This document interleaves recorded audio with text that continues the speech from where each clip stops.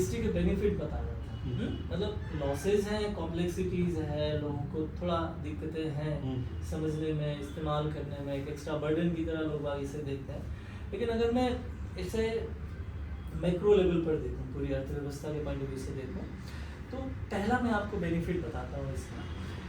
जो हुआ करता था, लोग बाग टैक्स के नाम पर, सेल्स टैक्स के नाम पर लोगों से पैसे लेते थे, लेकिन कोई गारंटी नहीं होती थी कि वो पैसा जो टैक्स के नाम पर लिया गया है वो सरकार तक पहुंचे।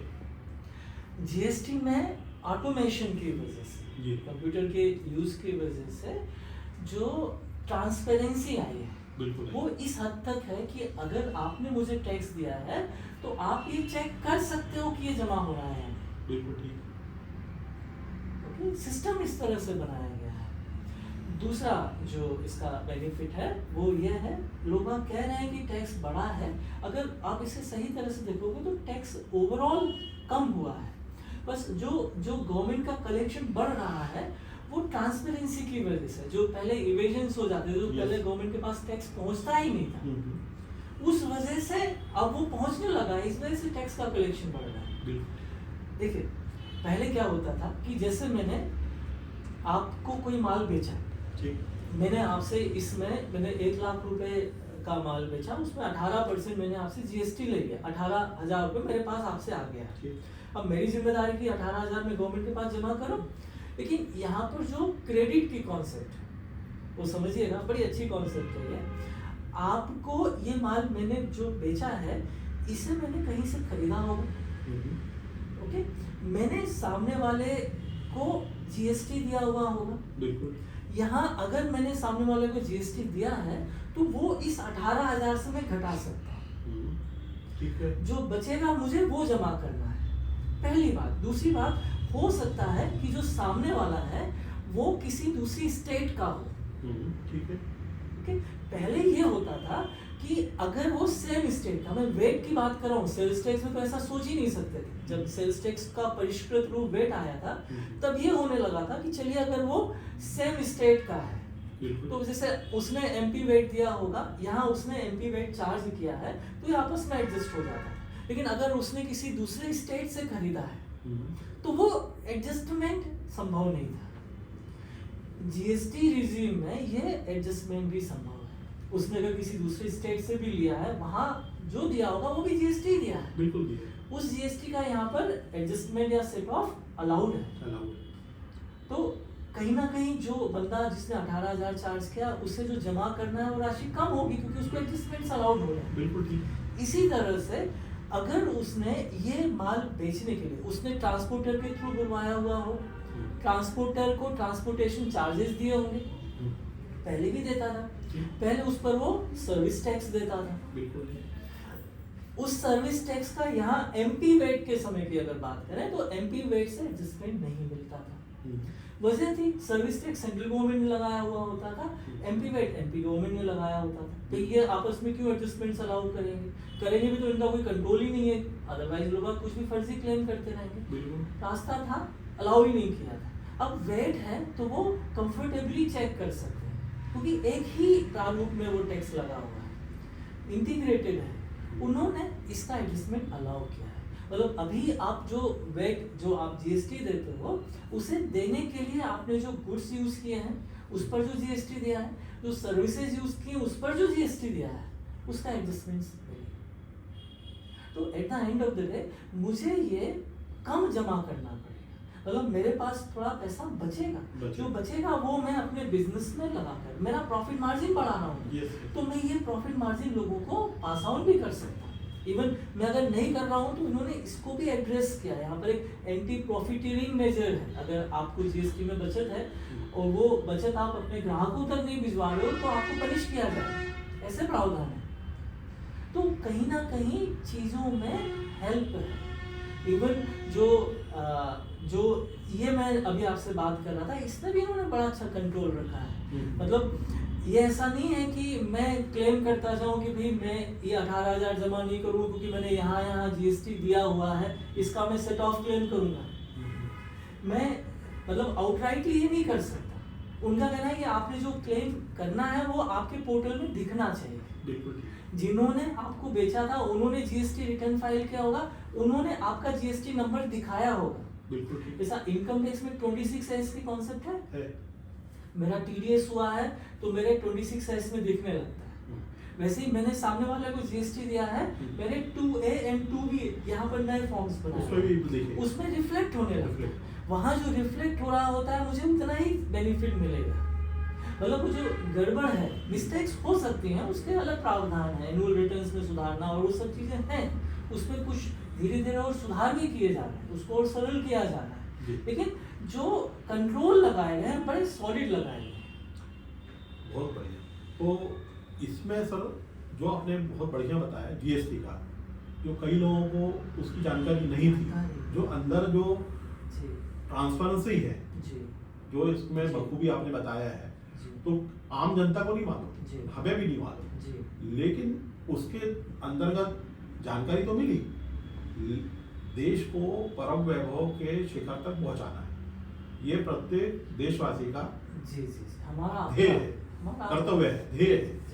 लेकिन अपने देश के कुछ ड्रॉबैक भी है, पॉपुलेशन, तो उसके कारण जो पर कैपिटा इनकम या लॉसेस, वो नेचुरली जो टैक्स पेई है, चाहे सर्विस करें या बिजनेस करें, उन सब पे लादा जाता है। तो अब उसको कैसे कम करना या बढ़ाना, गवर्नमेंट का उद्देश्य होना चाहिए। अब जैसे मान लीजिए जो जॉब वाला है, सर्विस वाला, वो 10% से 20% में आ गया, 20 वाला 30 में आ गया, 30 वाला भी सीलिंग में आ गया, उसका इंक्रीमेंट बंद हो गया। ये हकीकत है, उसका इंक्रीमेंट बंद हो क्योंकि वो सीलिंग में आ गया। उसमें भी उसने न्यू टैक्स रेजिम में मकान लेके, यानी जिसको बोलते हैं लोन लेके, स्वयं रह रहा लेकिन बेनिफिट नहीं मिल पा रहा, क्योंकि उसकी व्यवस्था वैसी है। ये चूंकि लॉ है ऐसा। उसके बाद में जो जीएसटी है वो तो एज यूजुअल चल रहा है, 18%, 20%, 5% से जो स्टार्ट है। अब चूंकि ऊपर तक ले जाना देश को, लेकिन अब उसमें अग्रसर कैसा होगा, आम जनता को कैसे बेनिफिट मिलेगा, तो उसका जो टैक्स रेजिम, जो टैक्स लादा जाता है, चाहे जीएसटी पे या इनकम टैक्स वाले पे, न्यू हो, ओल्ड हो, जीएसटी हो, पूरे देश में, तो उसकी समरूपता कैसे दिखे, एक रूपता कैसे दिखे। हम माने कि भाई हम दोनों टैक्स दे रहे हैं, लेकिन हमें खुशी है कि हम टैक्स दे रहे हैं, तो हमारा देश तो परम वैभव के शिखर पे पहुंच रहा है। और उसका जो फायदा है, उसमें ड्रॉबैक तो बहुत है, देश आने वाले समय में उसको निश्चित रूप से सुधारेगा। और चूंकि एक अच्छी बात यह है कि ऊपर जो लीडर्स बैठे हैं वो बहुत अच्छे हैं, मंजे हुए हैं, वो देश हित में कार्य कर रहे हैं। और हम तो 8 घंटा 10 घंटा जॉब करते हैं, बिजनेसमैन 12 घंटा करता है, लेकिन जो लीडर्स है 20-20 घंटा काम करते हैं। तो ये तो हमें तो खुशी है कि हमारा जो राष्ट्र है अच्छे हाथों में। तो देखिए, इसमें मैं कुछ चीज़ें ऐड करूँगा। पहली चीज़ तो देखें, ये टैक्सेशन के परव्यू से थोड़ा बाहर की बात है ना। हम टैक्सेशन के जगह देश नहीं चला सकते या टैक्सेशन की जगह सुधार नहीं ला सकते, है ना। ये चीज़ तो बहुत क्लियर होनी चाहिए। हालांकि दुर्भाग्य की बात यह है कि taxation source of income, government की रेवेन्यू का एक बहुत बड़ा हिस्सा है। गवर्नमेंट चाहकर भी टैक्स को उतना कम या उतना सिंप्लीफाई नहीं कर पाती जितना हो सकता था। देखें, बहुत जरूरी जो बात है यहाँ पर, वो व्यक्ति को अपनी जिम्मेदारी समझना होनी चाहिए। मैं सबके लिए नहीं कहूँगा, बट जो कंपैरिजन्स हैं, है ना, जैसे कि प्रश्न उठता है कि जो कर्मचारी हैं उसके ऊपर कर का बोझ सबसे ज़्यादा रहता है। जो पहले 20% में थे वो अब 30 में उनको टैक्स देना पड़ रहा है, या ऐसा, है ना। जीएसटी भी दे रहे हैं वो लोग, काफ़ी डिफरेंट टैक्सेस दे रहे हैं। थोड़ा इसको अगर हम क्लोजली एनालाइज करें, मेरा व्यक्तिगत मत है ये, मैं तटस्थ होकर देखना चाह रहा हूँ चीज़ों को। तो पहली चीज़ देखिए, इसका पॉजिटिव आप समझिएगा कि लोगों की इनकम कंपेरेटिवली बड़ी है। जैसा लोग बात कहते हैं ना कि महंगाई बढ़ रही है, लेकिन लोगों की अफोर्डेबिलिटी उससे कई गुना ज़्यादा बढ़ी है। निश्चित रूप से। हम जिस जगह पहले थे, मतलब मैंने देखा है 10-10, 15-15 हज़ार रुपए का वेतन मिल रहा होता था लोगों को, अभी उन्हीं लोगों को 1-1, 1.5 लाख रुपया मिल रहा है। ओके, वो हो सकता है बहुत फास्ट पेस से पहले ग्रो हुआ हो और उतने फास्ट पेस से अब ना हो रहा। मतलब अगर रेट की मैं बात करूं, हो सकता है वो 2 गुना 3 गुनी गति से बढ़ रहा हो और अभी 1.25 गुना या 1.5 गुना ऐसा बढ़ रहा हो। स्पीड उतनी हो सकता है ना हो। और इसके पीछे देखिए, पहली पॉजिटिव चीज़ की इनकम बढ़ रही है आपकी। केवल एक्सपेंसेस पर फोकस ना करें, आय पर भी फोकस करें। ठीक, पहली बात। दूसरी बात, जो पहले गलतियां हुई हैं, मैं अगर इसे इस तरह से कहूँ, पहले उतनी अच्छी तरह से एनालाइज के बिना लोगों को केवल बोलते ना रेवड़ियाँ देना, रेवड़ियाँ एक संकेत की तरह लिया जाता है। भाई उसको खुश करना आपका मेन मोटिव है। होता है कई बार कि आप बच्चे को चॉकलेट अच्छी लगती है तो आप उसको खूब सारी चॉकलेट खिला दो, ये ध्यान में रखे बिना कि ये उसको नुकसान भी कर सकती है। ओके, मेरे पास कोई कर्मचारी है, मैं बिल्कुल तटस्थ कह रहा हूँ, मैं किसी विवाद वाली बात नहीं टच कर रहा हूँ, एक जनरल पॉइंट ऑफ व्यू से देखिए। मैं एक प्राइवेट पर्सन हूँ, मेरा कोई कर्मचारी है, उसे मैंने सैलरी फिक्स करके रखी हुई है। अभी मैं उसकी परफॉर्मेंस को रिव्यू किए बिना उसे प्रमोशन देने लगा। बिल्कुल। ओके, और बहुत फास्ट पेस से प्रमोशन में, तो इसके मेरी समझ में 2 नुकसान हैं, इनफैक्ट 3 हो सकते हैं। पहला, मैंने उसकी उत्पादकता से उसके वेतन को रिलेट नहीं किया।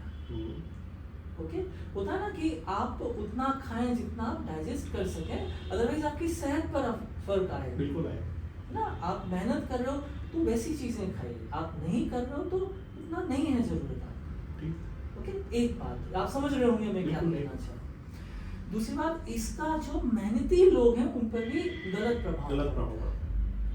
ओके, अब ये अलग बात है कि मैं उन लोगों को भी रेवड़ियां बांटने लगूं जो बहुत बार फ्री इलेक्ट्रिसिटी फ्री हो, फिर उनको दिख रहा है कि इतने अमीर होते जा रहे हैं और हम वहीं के वहीं, तो आपने उनको भी रेवड़ियां देना शुरू कर दिया। तो ये लोग तो बहुत हद तक उतने प्रोडक्टिव नहीं थे, या बहुत हद तक मैं कहूँ, देखिए इनकी भी उतनी गलती नहीं है, क्योंकि इनको ये समझाया ही नहीं गया कि आपको वेतन काम की वजह से दिया जा रहा है, आपकी नौकरी की वजह से नहीं दिया जा रहा। दोनों में फर्क है। हमारे यहाँ एक तरफ अनएम्प्लॉयड लोगों की संख्या है, ऐसे लोग जो काम करना चाहते हैं और जो बहुत हमसे जो है किसी पद पर, उनसे बहुत डिजर्विंग भी है। लेकिन वो हमने देखा है प्राइवेट कुछ काम में, किसी चीज को सपोर्ट नहीं कर रहा हूँ, प्राइवेटाइजेशन को बिल्कुल सपोर्ट नहीं कर रहा हूँ, लेकिन अगर मुद्दा है तो इसका द्विपक्षीय आकलन जरूरी है। अगर कोई व्यक्ति मुझे 100 रुपए कमा कर देता है, उसमें से उसे 10-20 रुपए देने में मुझे कोई प्रॉब्लम नहीं होनी चाहिए। कोई व्यक्ति मुझे 1 रुपए कमा कर नहीं दे रहा है, मैं उसे 10, 20, 30, 40, 50 रुपए अगर दे रहा हूँ और वो अपनी जेब से ना दे करके जनता का पैसा दे रहा हूँ, तो ये देश के हित में नहीं है। और जिस व्यक्ति को मिल रहा है उसे इसका विरोध करने की जगह इसको समझना चाहिए कि ये मेरी वर्क एफिशिएंसी से रिलेट करके देखें तो, जैसे हम क्लास में बच्चे के प्रमोशंस करते हैं, वो फर्स्ट स्टैंडर्ड का पास करता है तो उसको सेकंड में भेजते हैं, मतलब उसका रिव्यू होता है, उसके नॉलेज का, उसकी स्किल्स का टेस्ट होता है। यहाँ जो प्रमोशंस दिए जाते हैं, क्या ऐसा कोई टेस्टिंग सिस्टम है? नहीं, मैं नहीं कह रहा हूँ कि आज से आप एकदम से लागू कर दें, वो जैसा भी हम बात कर रहे थे, वो नहीं होना पास्ट की डेफिशिएंसीज, लोगों को वैसी आदत बना देना। अभी आप लाओगे तो आपका विरोध होगा, लोग कहेंगे कि यार पहले तो नहीं करते थे, आप करने लगे, जबकि सही मायने में ये कुछ गलत नहीं कर रहे हैं। परफॉर्मेंस रिव्यू किया जाना चाहिए। आप देखें, हम बहुत सारी बातें हो सकती हैं इस प्लेटफॉर्म पे, बोलते हैं ना समझदार को इशारा काफी होता है। तो इस पॉइंट ऑफ व्यू से अभी बीच में मैं मतलब किसी पॉलिटिकल पार्टी का सपोर्टर नहीं हूँ, मैं बिल्कुल मुझे कुछ बातें अच्छी लगी, मैं उनको आपसे शेयर कर रहा हूँ। उन्होंने कहा था, हमारे जो ऑनरेबल वित्त मंत्री महोदया हैं, इन्होंने कहा था कि आप अपने अधिकारों को लेकर चिंतित हो रहे हो, ठीक है, लेकिन क्या कभी आप अपनी जिम्मेदारियों के बारे में सोचते भी हो? यस, सच है, सत्य है ये। अगर देशवासी, मतलब देखिए, हम एक गाड़ी में सवार हैं, सभी एक नाव में सवार हैं। वो नाव अगर डूब जाएगी तो हम सभी डूबेंगे। हमारे जो नेबर कंट्रीज हैं वो हमारे सामने हैं, उदाहरण बहुत सारे उदाहरण दिए जा सकते हैं। अगर हम उस नाव पर ध्यान दें तो मैं कहूँगा ये आपकी जिम्मेदारी भी है, तो वो सबके हित में हो। सबके हित में। हम केवल हम बैठे हुए ये ना सोचें, सभी हैं इस वजह से हम हैं, ये नाव है इस वजह से हम हैं। इस तरह से अगर सोच के एक बार चीज़ों को तटस्थ भाव से अगर देखेंगे, देखिए इसमें कोई दो मत नहीं है कि जो लोग टैक्स दे रहे थे वो और ज़्यादा देने लगे हैं, जो लोग नहीं दे रहे थे वो अभी भी नहीं दे रहे हैं। ये एक व्यवस्थागत विषय है, इस पर हम नहीं जा सकते, लेकिन हाँ, हम आत्म मूल्यांकन तो कर सकते हैं। बिल्कुल सर। और ये मतलब इसमें कुछ गलत नहीं होगा, इसमें अगर आप करते हो हमारी खुद की ग्रोथ के लिए अच्छा है। मैं तो ये बोलूँगा कि प्राइवेट सेक्टर में अगर ज़्यादा सैलरी मिल रही है, ग्रोथ ज़्यादा है, ये सभी को मालूम है, तो इतना रेजिस्टेंस भी नहीं होना चाहिए गवर्नमेंट एम्प्लॉय को प्राइवेट में स्विच करने का, या प्राइवेट अगर गवर्नमेंट के लिए एलिजिबल है तो उसे यहाँ आने देने का।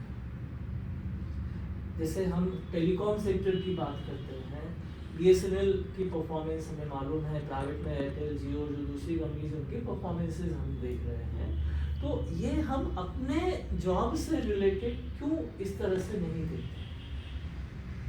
सामने वाला बोले, सामने वाला करे, इसका वेट नहीं करना चाहिए।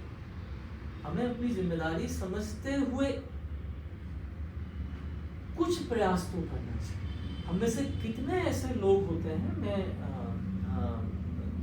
किसी भी कर्मचारी की बात कर रहा हूँ, चाहे वो गवर्नमेंट हो चाहे प्राइवेट हो, एम्प्लॉयर ने ट्रेनिंग दी तब हमने सीखा, सिर्फ थोड़ा उठकर स्वयं के संसाधनों से हमने सीखा वाला भाव क्यों नहीं आता? मुझे ये चीज़ सीखनी है। कितने ऐसे लोग हैं जो उसके लिए प्राइवेट कहीं जाकर ट्रेनिंग लेकर के आते हैं। टेक्नोलॉजी जो आ रही है, टेक्नोलॉजिकल चेंजेस हो रहे हैं, बहुत सारे नए नए कोर्सेज होते हैं।